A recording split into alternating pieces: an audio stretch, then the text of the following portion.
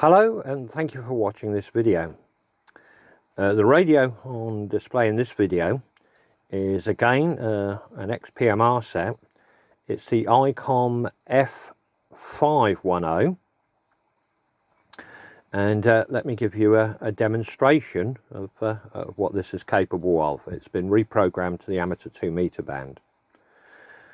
So I've connected it to a power source, microphone's plugged in, and we have an antenna connected. So let's start by firing it up. So the little blue button this side.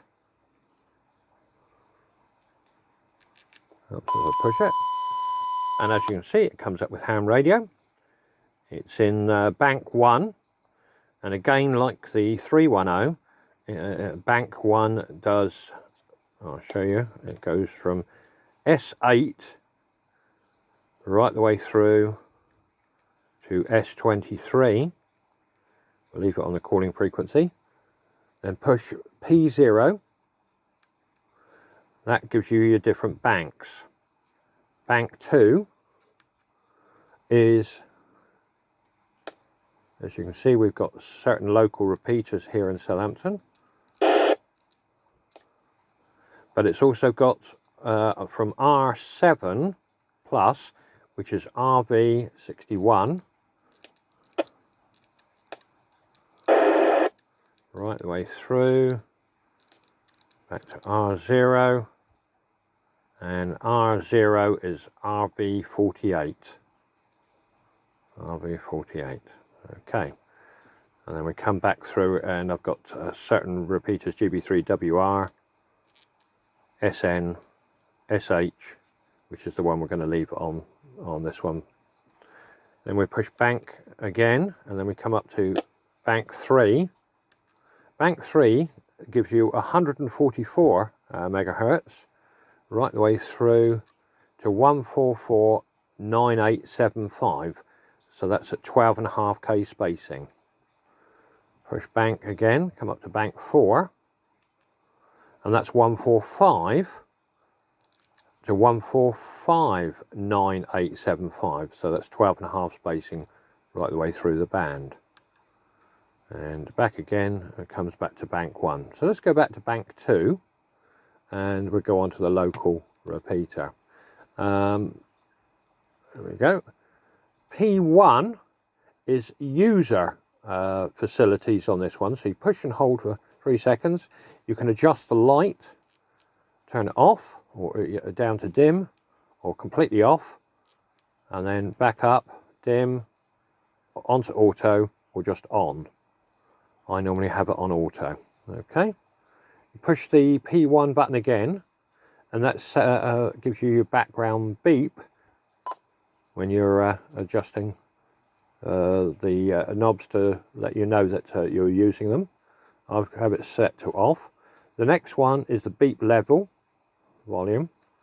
Squelch level, I've got it set to 110. It would depend on your background noise level. And the next one along is AF minimum, audio minimum. You can set that from anything from 0 up to 200. That's the frequency that, or the personal information for the radio, 300 to 300 hertz. Mic level is set to 3, although if you're very quiet, I'm quite a loud voice. Or some people will say a big mouth. You can set your mic level via this control. The horn, I've got it set to turned off, and back again to light. So you push and hold it for 2, and it takes you back. P2 is your tones, like we saw on the 310, and that's all 9 CSS tones for the UK. So push and hold that again. P3 is your power level. You've got low 1, which is 5 watts, low 2, which is 10 watts, and back on high, which is 25. P4, an extra facility on this particular radio, is your lock facility. So once you've got it onto where you want it, push and hold for 3 seconds, and then lock is on. So now if you try and push other keys, as you can see, it just says lock. So push and hold 3 seconds, and it's off. Then you can adjust the channel. On this, you've got the volume control, which is a rotary one. On the 310, there's two buttons to the left of the display, and that controls the volume. It is explanatory on the front of the radio. So let's see if we can raise somebody on this one. Let's get the microphone again, and we're on our local repeater here in Southampton. G0 WFQ, listening through GB3SH.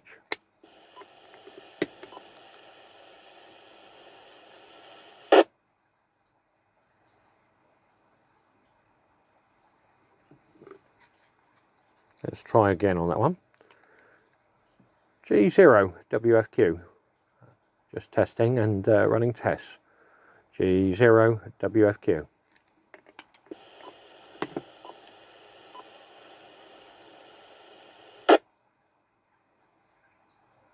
And when you want somebody about, there's nobody about.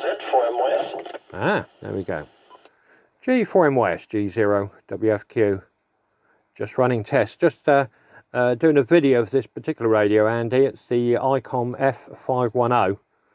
I've just done a video of the 310 just a minute ago, just doing one of this one, ready to go up. So thank you for coming back. I know you're busy indoors today, so I'll let you carry on. But thank you very much for coming back to my call, G0 WFQ. No problem. I heard a voice and the volume controls weren't up loud enough from monitoring the front room. I think what I'll do is I'll stick up a small aerial on the front of the house so I can monitor properly in the front room. When I had the scaffolding up, the idea was to put an aerial up then, but to be honest with you, after I knocked a brick out the front wall, I wasn't too keen on putting any aerials up there because I considered the brickwork to be not strong enough probably to take the wind talking of a TV aerial and a small parrot dipole. So it is as it is, so as to say. Anyway, I'll leave you be, and I'll see you later. It sounds like a good idea, making a video. Is that to demonstrate its use or to demonstrate it exists? G4MYS.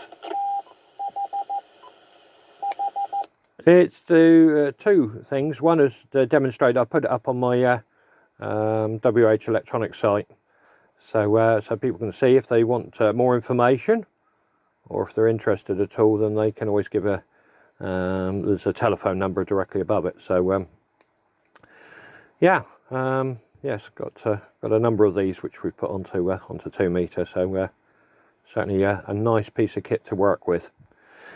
Okay, I'll bid you 7-3 for now, and I'll finish off with a video. This one's slightly longer than the other one. It's nearly 10 minutes long because there's a lot more functions on this particular radio. So I'll bid you 7-3 and okay on the brickwork at the front. From G0 WFQ. I can tell you, I was majorly impressed when the brick fell out the front of the house and dropped onto my car.